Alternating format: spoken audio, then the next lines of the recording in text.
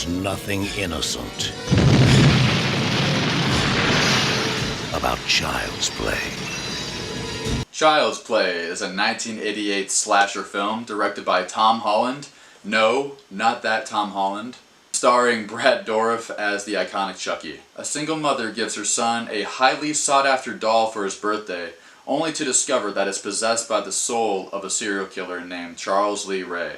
I remember watching this movie when I was little. I was always fascinated by the idea of this movie when I was younger because I only knew that it was about a doll coming to life and he was friends with this little kid.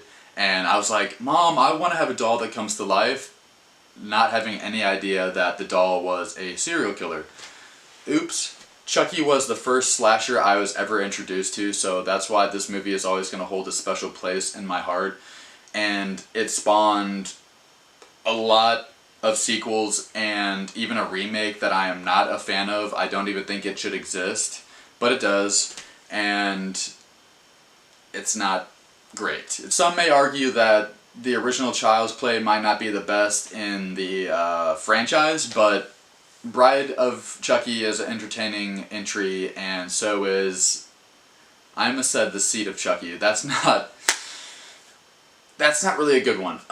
But the new kind of requels they did with The Curse of Chucky and that, new take on the character, I thought was pretty alright. This movie took the idea of a killer doll more seriously, and it was definitely more horrifying in its execution, whereas the sequels are more campy and comedic. This movie is a really quick watch too. I believe it's like an hour and 27 minutes. It's not gonna be very memorable, but it's definitely a good time. Brad Dourif delivers an iconic performance as Chucky, and he is almost like how Robert Englund is to Freddy Krueger.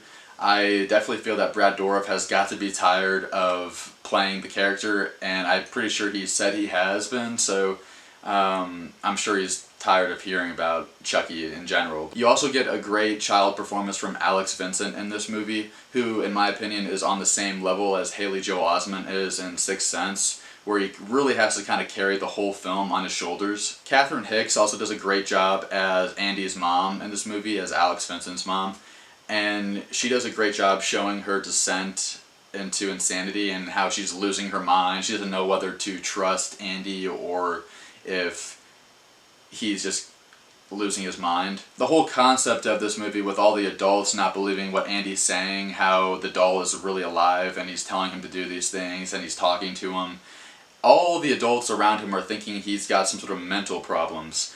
And as a kid watching this movie, I really was scared by that idea, because what if you had a very real threat in your own house or apartment, in your own room, and nobody believed you? Jack Colvin is also in this movie as kind of like a child psychiatrist or therapist or whatever, and he was in the Incredible Hulk TV show, and it's always great seeing him in anything because it always brings up a lot of nostalgia for me. I also love that since this movie is from 1988, they had to use a practical animatronic doll instead of a CGI doll like they did in the remake.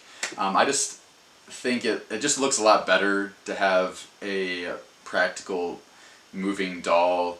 It sometimes looks a little cheesy and maybe even a little dated, but I'd take that over a CGI mess any day. This is not the most memorable slasher, not even the most memorable horror film, but a quick 90-minute effective horror film. I'm going to give Child's Play a 3 out of 5 stars. Thank you guys again for watching, and I'll catch you in the next episode of 31 Days of Horror.